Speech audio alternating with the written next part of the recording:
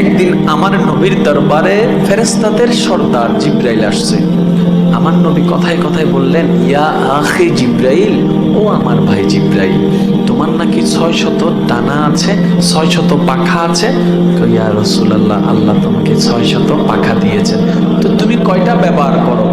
বেশি লাগে না, আসমান জমিন ডিউটি করতে একটা হইলে যথেষ্ট।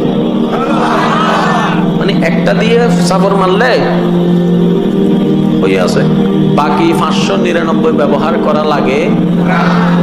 আচ্ছা, যার 600টা ডানা আছে তার শরীরটা কত?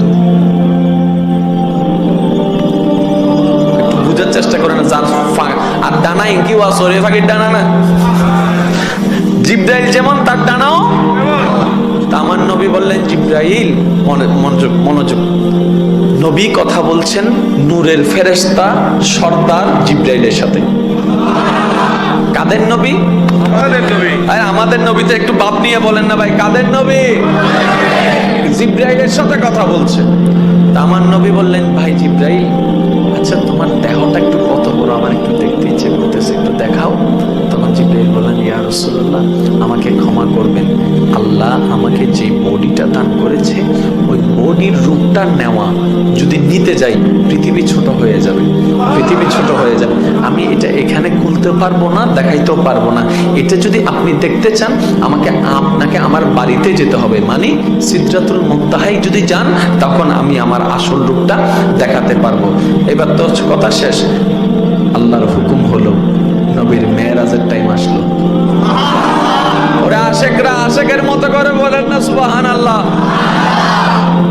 আল্লাহর হুকুম হলো, মেরাজের সময় আসলো, জিব্রাইল খাদেম হিসাবে আসলো, বোরাক গাড়ি হয়ে আসলো, নবীর ঊর্ধ্বগমন শুরু হয়ে গেল।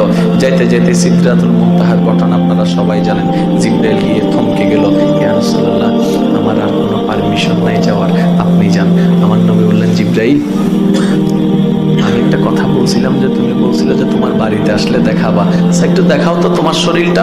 বলার সাথে সাথে আসল রূপে চলে আসলো, আসল রূপে চলে আসলো, আসল রূপে চলে। আর একটু জোরে বলেন না রে ভাই। আসল রূপে চলে আসলো। জিব্রাইলকে যখন নবীজি মাটিতে বলেছেন, জিব্রাইল বলেছেন, আমি এখানে দেখাতে পারবো না ইয়া রাসূলুল্লাহ, আমার